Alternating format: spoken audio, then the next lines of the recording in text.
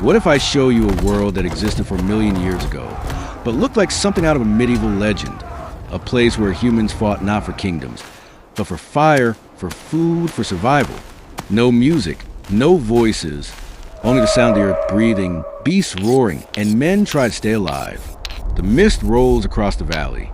You hear the deep rumble of footsteps, not thunder, but something heavier. A herd of mammoths moves through the fog, their tusks glowing faintly in the dawn light. Behind a fallen tree, a group of hunters crouches, faces painted with ash, hands trembling around stone-tipped spears. A signal whistle breaks the silence. They charge. The ground shakes. The mammoth roars. One spear hits, another shatters. The beast swings, crushing one man into the dirt. The air fills with shouts, snapping bones, and the hiss of blood on cold earth. The hunters win, barely. The mammoth collapses, but there's no time to celebrate. From the ridge above, a low growl rolls through the valley. Eyes gleam in the dark. A saber-toothed beast descends, drawn by the scent of blood. The men form a circle, spears raised. The cat pounces, slamming into a hunter, tearing through his shield. The fight is brutal, raw. The man stabs again and again, until the great beast falls silent. The valley is quiet once more, except for their heavy breaths and the crackle of the fire beginning to burn. That night, they guard the fire like it's a god. The flame flickers, painting their faces in gold and red. But in the darkness, movement. A pack of wolves, eyes glowing. The hunters shout, waving flaming branches. The wolves circle, snarling. A sudden lunge, chaos. Sparks fly into the night. One man falls. Another beats the flame against the ground, screaming.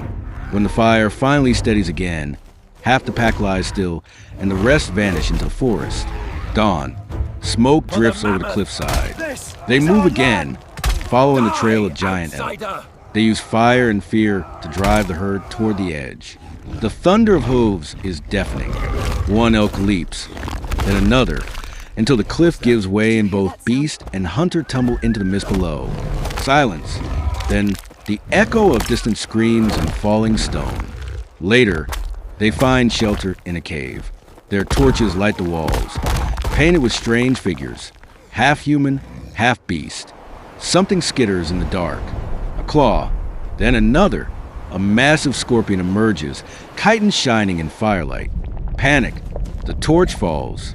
The room flashes in bursts of orange, shouts, stabs, the crunch of stone legs. When light returns, the creature lies broken. Outside, the swamp awaits, thick, wet, and alive. One warrior moves through it slowly, spear in hand. Ripples spread. Then, a serpent erupts from the water, wrapping around him, dragging him down. The water churns with bubbles and blood. He stabs again and again. The serpent goes still. He crawls out, gasping, covered in mud, alive, barely. But survival is short-lived. In the plains beyond, rival tribes emerge from fog. Bone armor, firebrands, war cries. The two tribes charge, crashing together in a storm of stone and bone. The sound of war is endless. Screams, fire, breaking shields. When it's over, the valley burns. Above the smoke, a shadow moves, enormous wings blotting out the sun. Look A at the giant size bird of it. dives, its cries Whoa. splitting the sky. It grabs a man, lifted him high before dropping him into the dust. Spears fly, feathers explode. The creature crashes to the ground. Then, the world itself begins to shake. An earthquake tears through the cliffs, boulders collapsing. Hunters running as the ground splits beneath them. Dust fills the air. A massive rhinoceros roars in panic, charging blindly.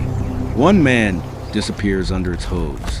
The rest cling to whatever the earth leaves standing. And when the shaking stops, there, in the dying light, they see it. The last of the giants. A creature, so vast it looks like a mountain moving. Half elephant, half ox, scarred by time. The tribe gathers what's left of their strength. They light their spears. They charge.